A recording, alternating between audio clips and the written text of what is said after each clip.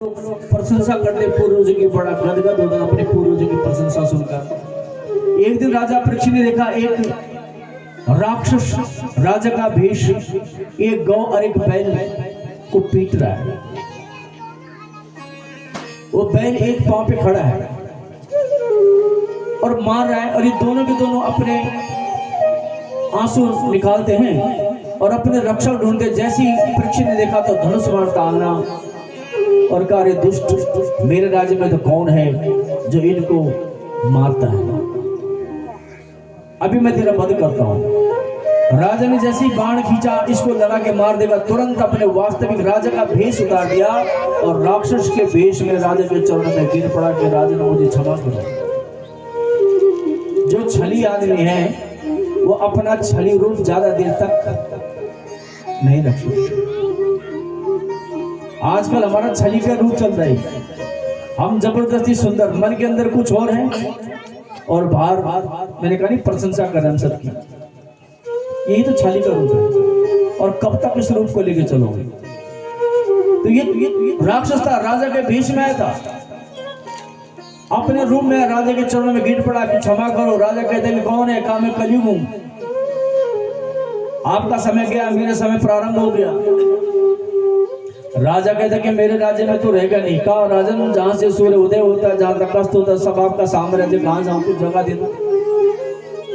बार बार गिड़गिड़ाता है राजा, सोचता कि बार बार गिड़गिड़ा रहा, शरण में है तो कुछ जगह दे देता राजा। 4 स्थान दिए कलयुग के, जिस स्थान पर जीवों की हत्या हो वहां पर भी कलि का वास है।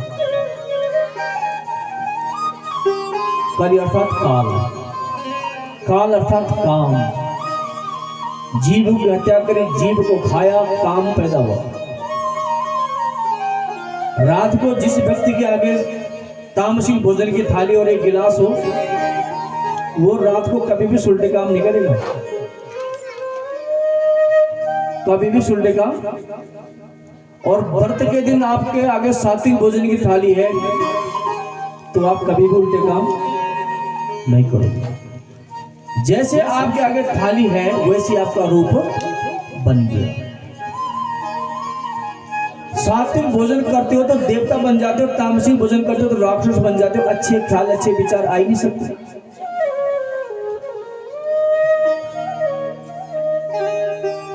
तो कहा जीवों की हत्या जहां पर हो, क्योंकि जीव की हत्या कलयुग, कलयुग अर्थात काल, काल अर्थात काम, और कामा तुराणाम न भयम न लाजम।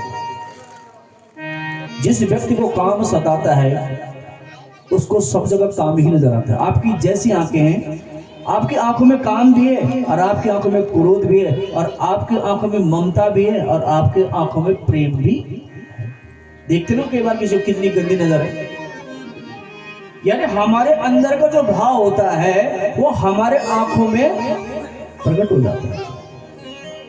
तो कहा जहां पर जीव, किसी ने जीव कहता है, कलि बताता है, कहा जहां जीव कहते हैं वहां कलि का वास है। क्योंकि कलि का अर्थ काल, काल का काम, और सबसे गंदे जो शत्रु है काम और लोभ है, जिनको बस में करना बहुत टेढ़ी है। तो कहा जहां जीव की हत्या हो। दूसरा स्थान दिया जहां पर जुआ खेला जाता हो, वहां पर है ना। तीसरा स्थान दिया जहां पर मदिरा पान हो, शराब हो। और चौथा स्थान दिया जहां पर वैश्य वृत्ति हो, जहां शरीर का व्यापार हो, जहां शरीर का आदान प्रदान हो। 4 स्थान इसको। इन 4 जगहों में कलयुग का वास है। देखो आप लोगों ने, इन 4 चीजों के चक्कर में मनुष्य अपनों का गला काटता है। पत्नी पति का गला काट देती है और पति कई बार पत्नी का गला काट देता है, जहां पर वैसे शरीर का व्यापार हो। यहीं पर होता है 2 बच्चों को छोड़कर भाग जाना, 4 बच्चों को छोड़कर भाग जाना, शरीर का व्यापार। वही तो जा रहे। ये कलयुग है, कलयुग ले गया, काल बनाकर ले गया। तो कहा इन 4 जगहों पर कलयुग विचार करते कि तो गंदी गंदी जगह दे दी। इसलिए इन 4 जगहों के कारण ही मनुष्य मर्यादा का उल्लंघन करता है, अपने शरीर के सुख के चक्कर में अपनी संतान को भी छोड़ देता है, जिस संतान को स्वयं के शरीर से पैदा। अभी मैंने जो बोला सोचो, उसने उस मां का स्थान भी, उस मां के नाम को भी शर्मसार कर दिया, केवल इसने काम। तो कहा कि 4 स्थान तो आपने बहुत गंदे गंदे दे दिए, कुछ और भी दो। तो इन 4 चीजों से बचना चाहिए, और जो इन 4 चीजों से बच गया वही मनुष्य बनेगा। 5 स्थान दिया स्वर्ण में। अब इसलिए सोना खोना भी और पाना भी खराब हो गया। कलयुग खुश हो गया। अब कलयुग ने कहा ठीक बात है, राजा ने 5 स्थान दे दिए, कलयुग चल पड़ा। राजा ने बैल के 3 टांगें टूटी थी, एक पे खड़ा था, अर्थात बैल निताई धर्म था। धर्म के 4 टांगे सत्य, दया, तप और पवित्रता। ये 4 चीजें जिसके पास है उसके बाद में सत्य, दया, तप और पवित्रता। अब विचार करो कि आपके पास इन 4 में कौन कौन सी चीजें, क्या सत्य है, क्या दया है, क्या पवित्रता है, क्या तप है। धर्म किसके अंदर है? धर्म किसके अंग से छलकता है? धर्म किसके शरीर से छलकता है? धर्म किसके साथ चलने से धर्म जागता है? जिसके पास ये 4 चीजें होती है। राजा ने 3 टांगे छोड़ दी, 4। तो 4 चीजों को विचार किया करो रोज कि मेरे पास दया बढ़ाओ, तप को बढ़ाओ, अपनी पवित्रता को बढ़ाओ। अंदर की पवित्रता को ध्यान रखना, बाहर की नहीं।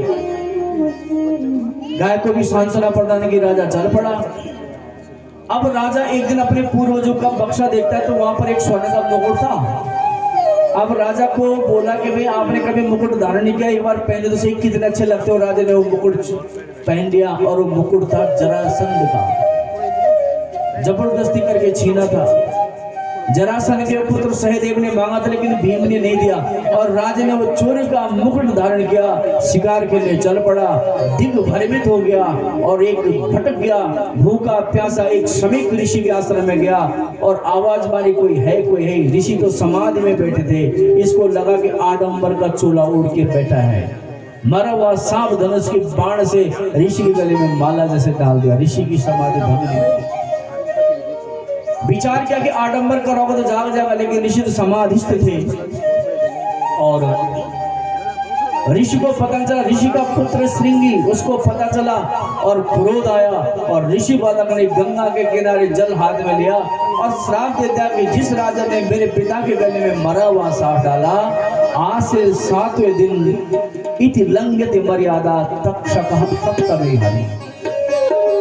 7वें दिन तक्षक के द्वारा उसकी मृत्यु होगी। बालक रोते रोते घर पे आया, पिता की समाधि खुली। का क्यों रोता? का देखो गले में। का किसने डाला? का किसी राजा ने, और मैंने श्राप दे दिया। पुत्र को डांटा, तूने श्राप क्यों दिया? राजा तो पिता के समान होता है, भगवान के समान होता है। भूखा था, प्यासा था, हमारा परम कर्तव्य है राजा की सेवा करना। का श्राप तो दे दिया। राजा अपने घर पे गया, अपना मुकुट उतारा। जैसी मुकुट उतारा तो वैसी अकल आ गई कि जिन हाथों ने आज तक संतों के महात्माओं की सेवा की, आज उन्हीं हाथों ने गले में सांप डाल दिया। अफसोस करता। इधर से ऋषि 2 बालकों को भेजते कि जाओ, और राजा को कहना कि 7वें दिन तुम्हारी मृत्यु होगी, इसलिए मृत्यु के लिए तुम कुछ कल्याण परलोक के लिए करना चाहो तो 7 दिन है। ऋषि बालक गए, राजा को प्रणाम किया, राजा से बोला। राजा कहते कि धन्यवाद। राजा को दुख नहीं हुआ जब राजा को कहा कि 7वें दिन तुम्हारी मृत्यु होगी। राजा कहते कि धन्य हुआ मैं कि मुझे मेरी मृत्यु का पता चला। आज तक भगवान का नाम नहीं जप कर पाए तो कम से कम अब तो जप लूंगा। ये बुद्धिजीवियों के लक्षण है। अज्ञानी व्यक्ति कोई बीमारी लगती है, डॉक्टर बोलता है 4 साल बाद मृत्यु हो जाएगी, तो वो 4 साल में टेंशन में 2 साल में मर जाता है। और यदि इस राजा को 7 दिन में कहा, मृत्यु राजा ने भगवान का धन्यवाद किया कि तुमने मेरी मृत्यु का दिन तो बता दिया, आज तक शुभ कर्म नहीं कर पाया, इस शरीर में तो छूटना ही है, तो छूटना है तो इससे 7 दिन में तो कर लूंगा। और यहाँ अज्ञानी आदमी 2 साल 4 साल ऐसी तंत्र मंत्र यंत्र सब में खत्म करते, लेकिन तब भी भगवान के नाम लेने को तैयार नहीं है।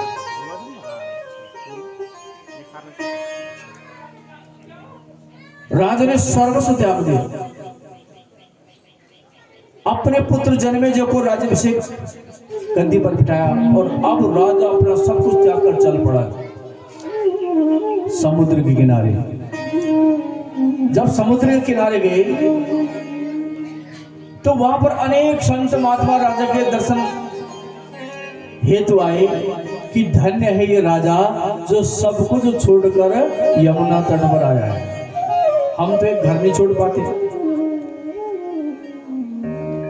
उसी टेंशन में मरे जाते। और उस राजा ने पूरा पृथ्वी का साम्राज्य त्याग दिया। कैसा विद्वान, कैसा समझदार, कैसा बुद्धिजीवी राजा रहो।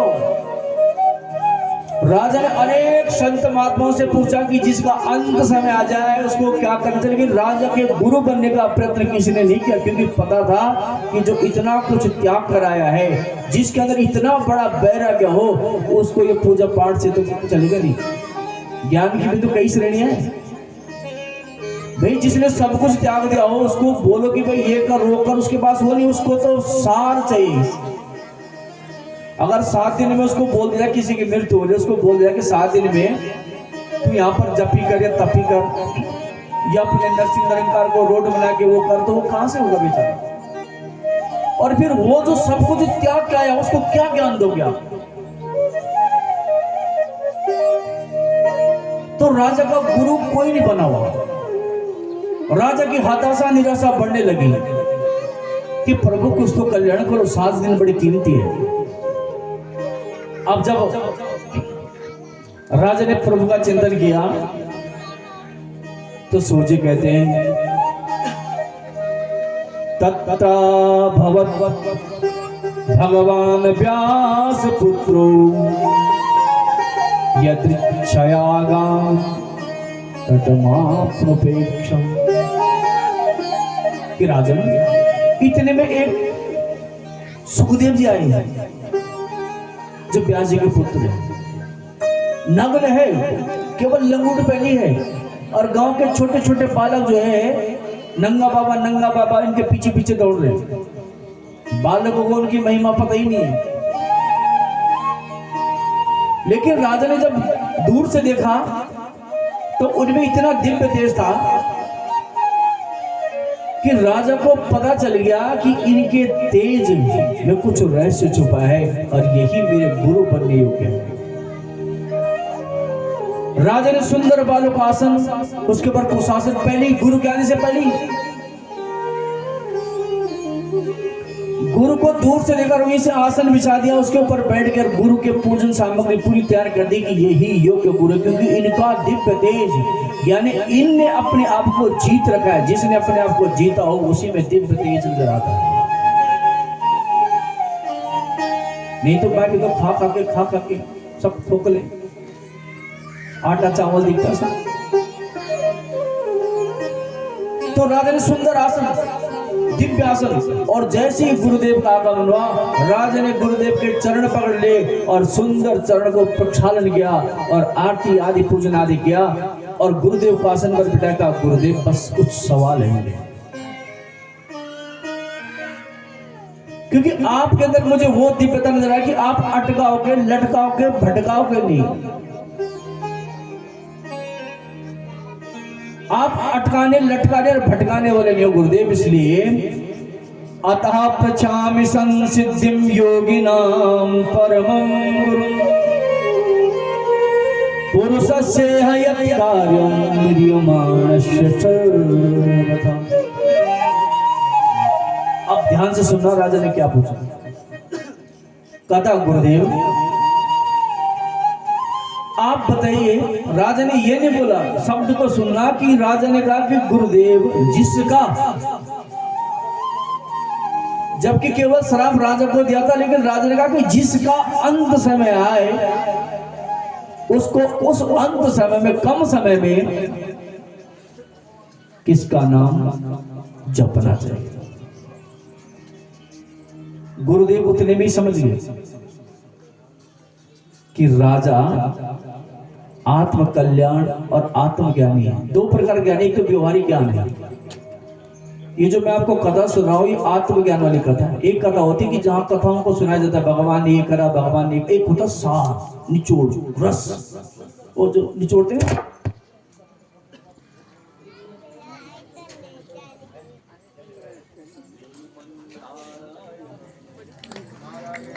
तो गुरुदेव जो है शब्द से ही समझ गए कि राजा जो है आत्मज्ञानी है। जो आत्मज्ञानी होते उनके लक्षण क्या होते? दो प्रकार का ज्ञान है, ध्यान रखना। एक ज्ञान होता है डराने वाला, जैसे कोई यज्ञ चल रहा है, ये कर दिया तो अरे क्या हो गया। और एक व्यक्ति होता कहता है कोई बात नहीं है। यानी हमारा जो विधि विधान है बहुत लंबा चौड़ा है, लेकिन अगर अंत में आओ ज्ञान के तो लिखा कि श्रद्धावान लभते ज्ञानम पत्र पुष्प फलम तोय। जैसे पूजन सामग्री की इतनी है कि लिखी जाए तो किसी के बस की नहीं है लाना, लेकिन जहां पर सरदार भक्ति है तो केवल जौ तिल और दूध से भी पूजन हो जाता है।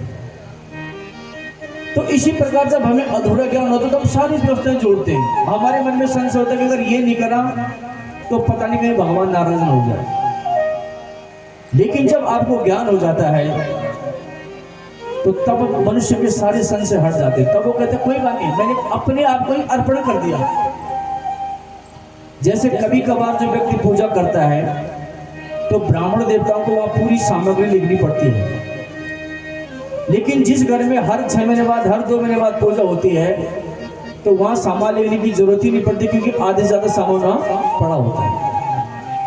ये विधान क्या है कि जैसे भी आपके घर में कोई मेहमान आया पहले दिन और आपने मेहमान की पहले दिन खूब सेवा की, और मेहमान अगर कुछ दिन रहता है तो दूसरे दिन से सेवा थोड़ा हमारी कम हो जाती है। तो आत्मज्ञान जब हमें होता है तो हमारे मन के संशय हट जाते हैं, फिर श्रद्धा दिखी जाती है। ये जात पात, ऊंच नीच, छोटा बड़ा तब तक है जब तक केवल व्यवहारिक किताबी ज्ञान है। जब आत्मज्ञान हो जाता है तो ये ऊंच नीच, जात पात सब छूट जाता है। तब केवल मनुष्य का अंतःकरण देखा जाता है। मान लिया कोई ब्राह्मण ही है और कर्मों से भ्रष्ट है तो तब वो नहीं देखा जाता, तब शुद्धता। अगर कोई और है और वो शुद्ध है, उसके मन विचार शुद्ध है तो वो भी शुद्ध है। तो आत्मज्ञानी पुरुष के लक्षण होते हैं कि वो अपने नहीं जीता, वो सबका सम्मान करता है। तभी भेद बुद्धि हट जाती है, छोटा बड़ा, गरीब अमीर, तब व्यक्ति सबसे प्रेम करता है। तो राजा आत्मज्ञानी तो कहा कि राजन तुम आत्मज्ञानी हो क्योंकि तुमने अपने लिए नहीं मांगा। तुमने कहा कि जिसकी, जबकि हमारे जैसे व्यक्ति होते बोले मैंने मरना है, प्रभु मुझे मरने का उपाय कुछ बताओ, जीवित रहने का। लेकिन राजा ने कितनी बड़ी बात मांगी। तो जो बुद्धिजीवी होता है, जो आत्मज्ञानी होता है, वो अपने लिए नहीं मांगता, वो सबके लिए मांगता। सर्वे भवन्तु सुखिनः। तब ये मंत्र आएगा मुख पर, उससे पहले नहीं आएगा।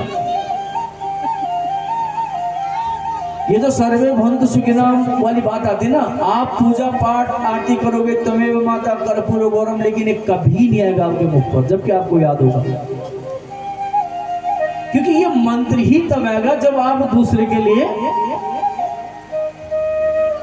कुछ चीजें, देखो ऐसी है जिनका ज्ञान नहीं, जैसे आत्मा के बारे में आपको, हमको ज्ञान नहीं होता, लेकिन कहीं पर कोई किसी को मारता है तो आप लोग बोलते हैं इसकी आत्मा मर गई होगी। आत्मा का ज्ञान नहीं है, लेकिन तब भी अभी जिस पशु की मैं बात कर रहा हूं, जिस पशु को हम खाते हैं, जब वो पशु की बलि देव कार्य में हम लोग देते हैं तो आपने देखा होगा कि लोग आंखें बंद कर देते हैं। यानी आंखें बंद क्यों करी? क्योंकि अंदर से वाले को पता है कि तेरे लायक, तेरे योग्य ये नहीं है। अगर एक सिरफल की बलि, एक फल को खाओगे तो वहां पर आंखें बंद नहीं करोगे, उसको खुशी खुशी खाओगे। लेकिन एक पशु को अगर कोई मार रहा है तो वहां पर खाने वाला भी बोलता है हे राम, वो भी कुछ देर के लिए, यानी अंदर से पता है कि ये तुम्हारे योग्य नहीं।